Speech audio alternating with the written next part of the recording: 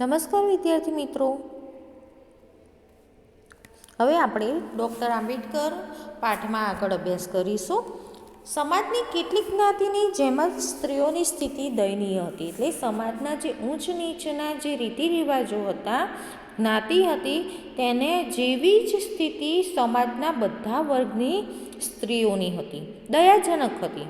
Doctor આંબેડકરનું હૃદય આ જોઈને પીગળી જતું હતું.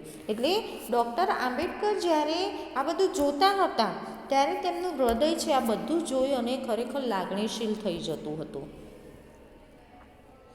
સ્ત્રીઓ માટેના સમાજના કાયદા એટલા તો નિર્મમ અને આપખુદ હતા કે ન પૂછો વાત. એટલે સ્ત્રીઓ માટેના જે કાયદા હતા તે એટલા બધા સર્વસત્તા સ્વાધીન રાખી ગણી વળનારું એટલા ખરાબ હતા કે તેની વાત આપણને ગમે નહીં.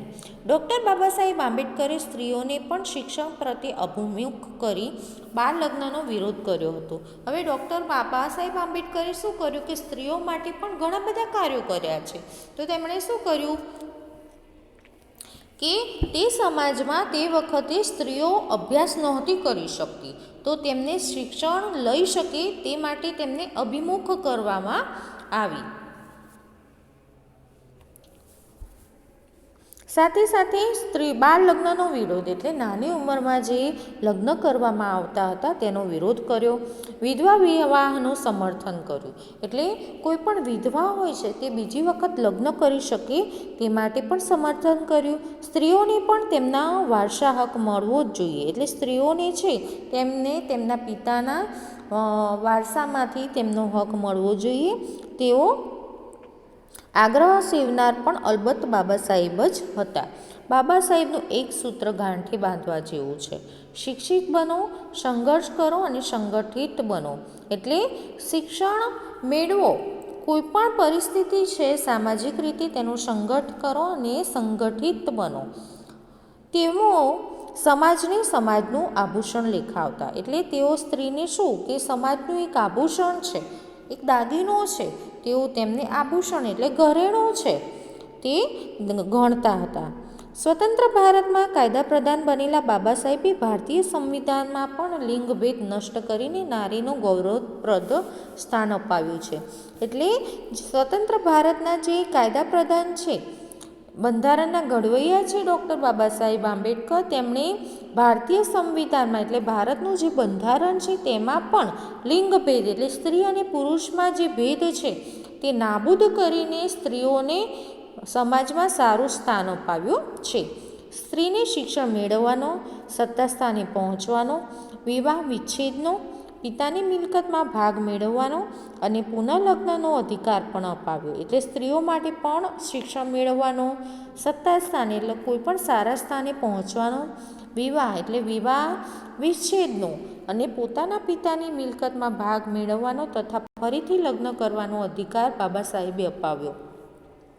કાયદાઓની સાથે સાથે બાબા સાહેબે સ્ત્રી શિક્ષણને ઉત્તેજન મળે તેવી શુભનિચ્છાથી પ્રેરાઈને વિદ્યાર્થિનીઓને ફીમાં છૂટ અપાવી. એટલે કાયદાની સાથે સાથે બાબા સાહેબે સ્ત્રીઓ શિક્ષણ મેળવી શકે તે માટે શું કર્યું કે જે છોકરીઓ હતી તેમની ફીમાં અમુક ઓછી કરાવી, છૂટ અપાવી દીધી. છાત્રાલયો બાંધવા માટે વિનામૂલ્યે જગ્યા અપાવી. એટલે છોકરીઓ જે છે તેમની છાત્રાલયો અને શાળા બાંધી શકાય તે માટે મફતમાં વિનામૂલ્યે એટલે મફતમાં ફ્રીમાં વિનામૂલ્યે જગ્યા અપાવી. નિધિ એકત્ર કરી ભોજનની વ્યવસ્થા પણ કરાવી. એટલે નિધિ એટલે ફાળો એકત્ર કરી અને તેમના ભોજનની પણ વ્યવસ્થા તેમણે કરાવી હતી. એટલું જ નહીં, સ્ત્રીઓને મતદાન કરવાનો અધિકાર મળે તે માટે આગ્રહ કરનાર પણ બાબા સાહેબ હતા. એટલે આટલું તો ઓછું નથી કર્યું, પરંતુ સ્ત્રીઓ માટે તેમણે ઘણું બધું કર્યું છે કે સ્ત્રીઓ મતદાન કરી શકે તેમનો અધિકાર પણ બાબા સાહેબે અપાવ્યો. ડૉક્ટર બાબા સાહેબ દેશના પ્રખર દેશભક્ત હતા. એટલે દેશભક્ત હતા. આઝાદીના જંગમાં પણ એમને મહત્ત્વની ભૂમિકા હતી. મહાત્મા ગાંધી સાથે પણ એમણે કાર્ય કરેલું. એમની સાથે વખત મતભેદો પડવા છતાં બાપુ પ્રત્યે ડૉક્ટર આંબેડકરને સંપૂર્ણ આદર હતો.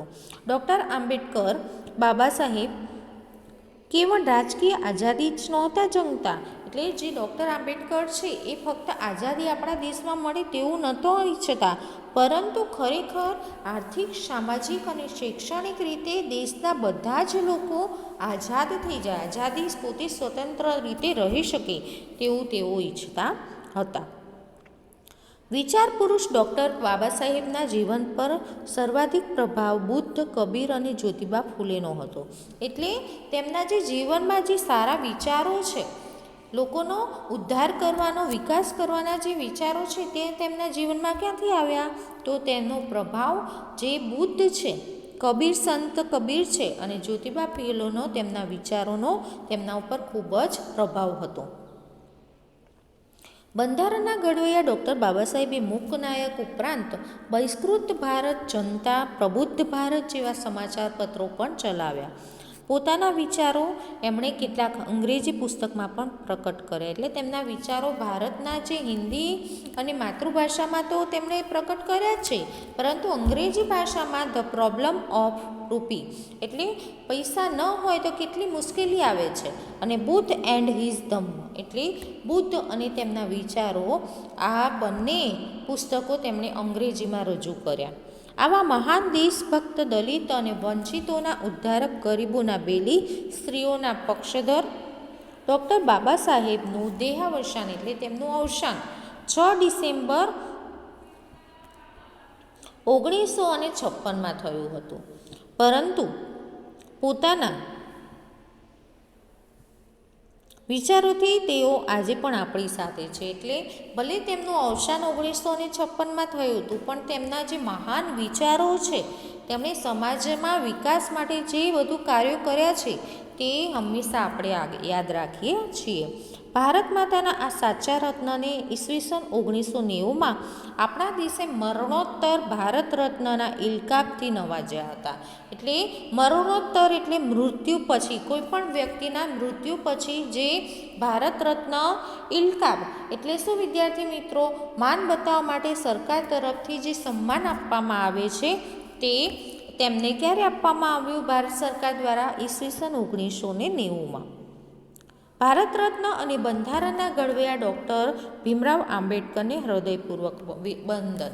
તો વિદ્યાર્થી મિત્રો, ખરેખર આ પાઠમાં ભીમરાવ આંબેડકર જે છે તે સમયમાં કેટલો બધો અભ્યાસ કર્યો છે, કે જ્યારે શિક્ષણનું એટલું બધું મહત્ત્વ ન હતું તેમ છતાં તેમને અભ્યાસનો એટલો બધો શોખ હતો કે જેના લીધે તેઓ ખૂબ જ અભ્યાસ કર્યો છે અને સમાજના વિકાસ માટે તેમણે ઘણા બધા કાર્યો કર્યા છે. હવે આપણે આ પાઠની શબ્દ સમજૂતી જોઈશું. પોષાયેલા એટલે પ્રસન્ન થયેલા. અદમ્ય, અદમ્ય એટલે દાબી ન શકાય તેવું. જ્ઞાન યજ્ઞ એટલે જ્ઞાનરૂપી યજ્ઞ. ફુરસદ એટલે વધારાનો સમય, નવરાશ. દુર્લભ એટલે સહેલાઈથી ન મળી શકે તેવું. પાક્ષિક એટલે દર પખવાડિયે પ્રકાશિત થતું સામયિક. ઉન્નતિ એટલે પ્રગતિ કે વિકાસ.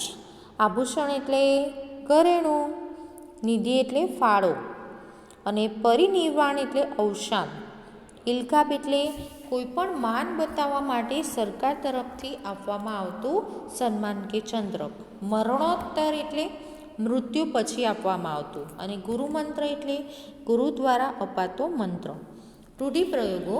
પગે પાંખો ફૂટવી એટલે વિદ્યાર્થી મિત્રો, આપણે જ્યારે ખૂબ ઉત્સાહમાં આવી જઈએ છીએ ત્યારે આપણે પગમાં પાંખો આવી ગઈ હોય તેવું લાગે છે. પેટી પાટા બાંધવા એટલે ખૂબ દુઃખ વેઠીને આગળ વધવું. લોઢાના ચણા ચાવવા અત્યંત મુશ્કેલ કામ કરવું. અને આકાશ પાતાળ એક કરવા એટલે ખૂબ જ મહેનત કરવી.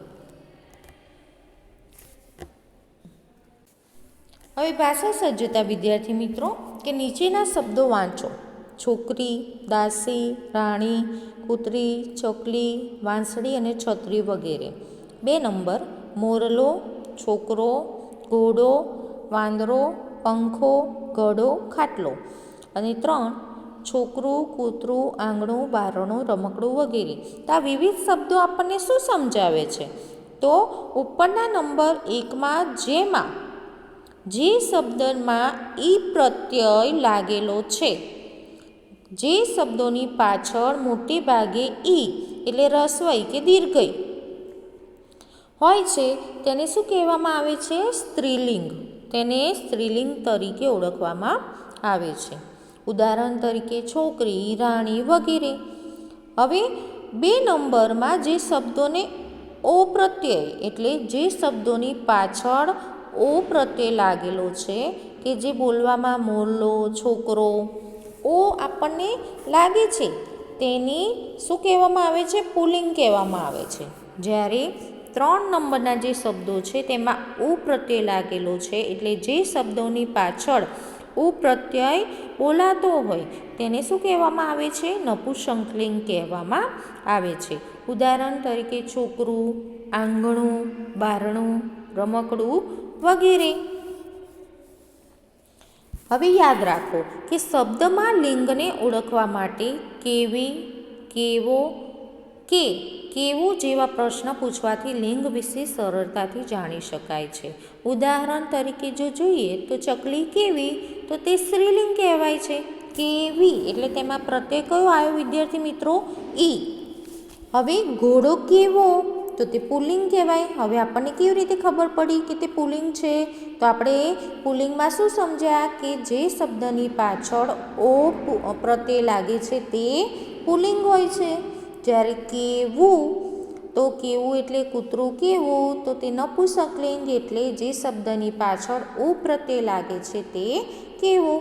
હવે નીચે આપેલા શબ્દોને સ્ત્રીલિંગ, પુલ્લિંગ કે નપુંસકલિંગમાં વર્ગીકરણ કરો. તો હવે પિતા તો પિતા શેમાં આવે વિદ્યાર્થી મિત્રો? તો પિતા કેવા તો કેવા એટલે પુલ્લિંગ. સૂર્યકિરણ તો સૂર્યની કિરણ કેવું તો કેવું એટલે નપુંસકલિંગ. શિક્ષક હવે શિક્ષક તો શિક્ષક કેવા તો તે પુલ્લિંગ. પુસ્તક તો પુસ્તકને આપણે શું કહીશું કે પુસ્તક કેવું છે તો તે નપુંસકલિંગ. કુમળી તો કુમળી ચામડી કે કુમળી છોકરી તો તે શું બોલાય? સ્ત્રીલિંગ. દીકરો કે જે દીકરો શબ્દ છે તેની પાછળ શું બોલાય છે? ઓ તેથી તે પુલ્લિંગ. હવે ઉજાસ તો ઉજાસ કેવો છે તો તે કેવો? પુલ્લિંગ. કિશોર કેવો છે તો તે પુલ્લિંગ. ભીમરાવ તો ભીમરાવ કેવા તો તે પણ પુલ્લિંગ. જ્ઞાતિ કેવી હવે ઈ પ્રત્યય લાગે છે તો તે સ્ત્રીલિંગ. આઝાદી તો ઈ પ્રત્યય લાગે છે તો તે પણ સ્ત્રીલિંગ. હવે બાળક તો બાળક કેવું તો બાળક કેવું છે એટલે ઉ પ્રત્યય લાગ્યો તેથી તે કેવું તે નપુંસકલિંગ. અને પુત્ર તો પુત્ર કેવો તો પુત્ર કેવો છે તો ઓ પ્રત્યય લાગે છે તેથી તે પુલ્લિંગ. ખબર પડી ને વિદ્યાર્થી મિત્રો કે લિંગ જે છે તે સ્ત્રીલિંગ, પુલ્લિંગ અને નપુંસકલિંગમાં આપણે કેવી રીતે વર્ગીકરણ કરી શકીએ છીએ. ધન્યવાદ.